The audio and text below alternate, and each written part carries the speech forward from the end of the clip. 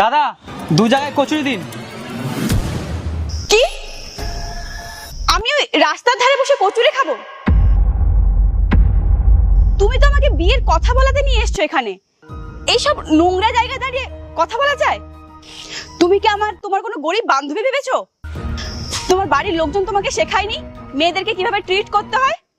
আমি দুঃখিত, আমি বুঝতে পারিনি তোমাকে এরকম জায়গায় খাবার খাওয়াতে আনলে তোমার খারাপ লাগবে।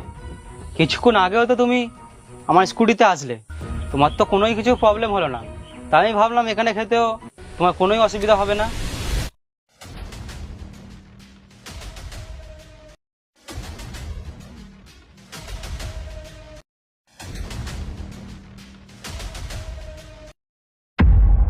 প্রিয়া, রাইট? হ্যাঁ, আমি প্রিয়া। বিয়ের জন্য দেখা করতে এসছো তো? হ্যাঁ, আমার নাম বুবাই রয়। আমরা কি স্কুটিতে যাব? হ্যাঁ। কোথায় যাব?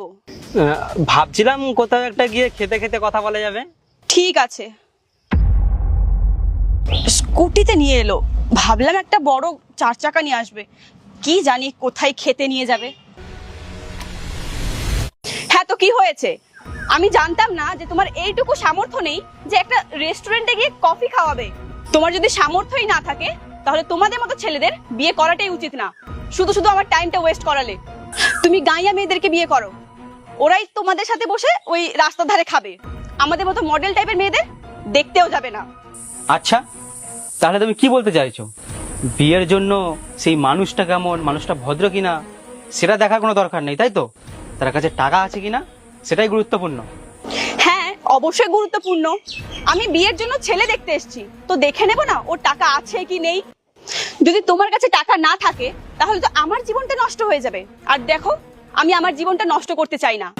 তোমাকে অনেক অনেক ধন্যবাদ, তুমি তোমার আসল রূপটা আমার সামনে দেখিয়ে দিলে। আমি এইটাই দেখতে চেয়েছিলাম, তোমার এই আসল রূপটা।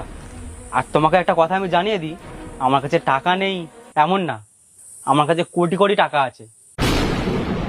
তুমি আসার সময় যে গাড়িটা দেখলে ওইটা আমার, গাড়ির পাশে যে বিল্ডিংটা দেখলে ওইটাও আমার।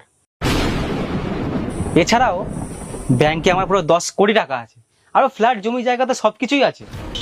কি? সব তোমার ছিল? তাহলে তুমি এত নাটক কেন করলে? আমি জানতে চেয়েছিলাম তুমি আজকালকার ওই মডেল মেয়ের মতন যারা শুধু টাকা চেনে, নাকি তোমার কাছে সম্পর্কের, ভালো মানুষেরও গুরুত্ব আছে। আমি এমন একটা জীবনসঙ্গী চাই যে আমাকে ভালোবাসে, আমার টাকাকে না। আমি ভালো করে বুঝে গেছি